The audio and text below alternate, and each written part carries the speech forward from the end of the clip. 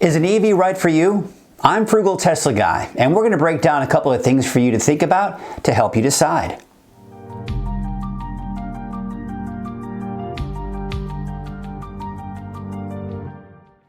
Buying a new car can be stressful. After all, for most people, a car is the second largest purchase we make. The first, of course, is typically buying a home. So when you're putting a big chunk of your income into it, the decision you make on the type of car you get isn't something to take lightly. Now, up until the last few years, an electric vehicle, aka an EV, wasn't considered by most people because the affordable ones only had a range of about 100 miles or less. Now, the only reason I could afford a Nissan Leaf 7 years ago is because my wife drove a gas-powered car, and we used that for trips outside of town. However, over the last few years, with the introduction of the more affordable Tesla Model 3, Chevy Bolt, and even the latest Nissan Leaf, just to name a few, it's becoming more feasible to own an EV without needing a gas car as a backup for those longer trips. Now, on top of that, the fast charging network across the globe is growing fast, giving people one more reason to think twice about purchasing another gas-powered car. However, we do need to address the elephant in the room, and that's the term affordable. What's affordable for some may not be for others. If a $30,000 to $40,000 car is affordable to you, then you can buy an EV with 200 miles of range or more. But $30,000 is still steep for a lot of people, and the smaller price tag of a gas-powered car is still their only option. Some may argue that the gas savings of an EV will either even out or in some cases even exceed the price of a gas car. And this topic alone is a complicated one, but in the end, it's the upfront cost of an EV that keeps it out of range for a lot of people. And make no mistake about it, there are notable differences between owning a gas-powered car and an EV. And when you factor in those differences, really what it comes down to is whether or not you're ready to make some changes to your overall driving routine.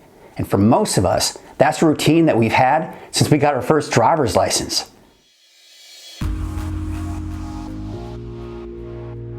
Now, having been on so many road trips in my Tesla Model 3, it's now difficult to understand how people with gas-powered cars run out of gas. Now, despite the fact that the number of gas stations in the United States has dropped over the years, there are still over 160,000 gas stations in the US.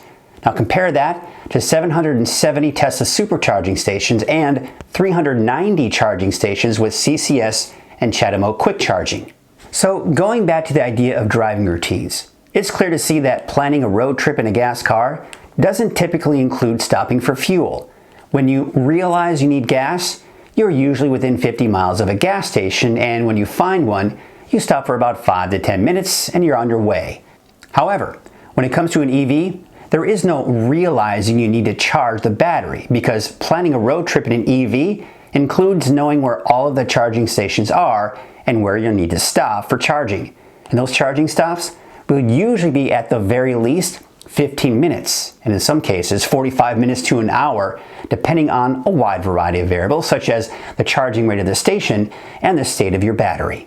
Now, on the flip side, your daily routine will also change if you have a gas car. You just simply fuel up at the nearest gas station when you're running low on gas, and in my experience, in most cases, that wasn't an issue. But sometimes would be an inconvenience if I was in a hurry or running late. With an EV, you'll never need to stop at a gas station again, and depending on your car, the charge it holds will typically be more than enough for the day. Now, to maintain that charge, all you'll need to do is plug your car in every day when you're home for the evening, and you'll have a full battery in the morning. Now, there are, of course, situations where it may not be that easy, especially if you live in an apartment complex or in an urban area where you park on the side of the road. Now, in those cases, it will require more thought on how to maintain a charge. Now, you might be lucky enough to have a charging capabilities at work, or you'll need to routinely plug into a supercharger or public charging station.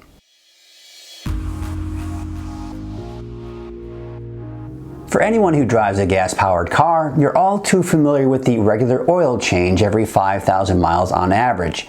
Now, that will cost between $30 and $50, and although it's not a major expense, it does add up over time. And on top of that, there are other routine maintenance checks, including hoses, belts, exhaust, fuel filters, spark plugs, just to name a few. A while back, I did a video addressing maintenance for the Tesla Model 3. And upon further research, Tesla has updated their maintenance schedule since I posted that video. Now, according to the latest recommendations by Tesla, they recommend changing your cabin air filter every 2 years and 3 years for a HEPA filter. Rotate your tires every 10,000 to 12,000 miles, check the brake fluid every 2 years and replace as needed, and service the air conditioning every 6 years for the Tesla Model 3, 4 years for the X, and 2 years for the S. And interestingly enough, no mention of the battery coolant. Bottom line, by far there is much less maintenance for an EV when compared to a gas-powered car. The two main topics of discussion are the two we just talked about, charging and maintenance. But there is one more topic I'd like to address, and that's the overall driving experience. I think back to an old Volkswagen ad campaign called Fahrvergnügen, which means driving enjoyment in German. Now, in my opinion, driving a Tesla not only brings driving enjoyment, but also an overall experience you can't get anywhere else in one full package. It encompasses everything people enjoy in a car. It's responsive, fun to drive, and on the leading edge of technology, more than making up for what some people considered sacrifices when owning an electric car. Which brings us back to the question we address in this video. Is an EV right for you? Well, that all depends on whether or not you're ready to make changes to your driving and maintenance routine. As far as I'm concerned, the argument that the range isn't where it needs to be is an old one and has been addressed by the EV industry. Now, depending on the vehicle you drive, sure, you may be able to get more miles out of a tank of gas, but the charging infrastructure, and in particular the Tesla supercharging network, is more than sufficient for short and long road trips.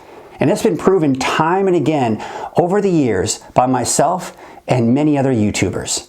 So it's not a matter of if you can replace your gas car with an EV, but rather if you're willing to make the lifestyle changes that come with owning an EV. So there are obviously other things to think about when deciding whether or not an EV is right for you. This is just a start. So what are your thoughts? What are the advantages and disadvantages of owning an EV? And vice versa, the advantages and disadvantages of owning a gas car. And although I can't make the decision for you as to whether or not an EV is right for you, hopefully the things I discussed in this video will be things to think about as you look at the pros and cons. Well, thank you all so much for watching. If you liked this video and found the information to be useful, do me a favor and give it a thumbs up. And if you haven't done so already and would like to support this channel, do me a favor and click the subscribe button below. Well, thanks again so much for watching and stay positively charged.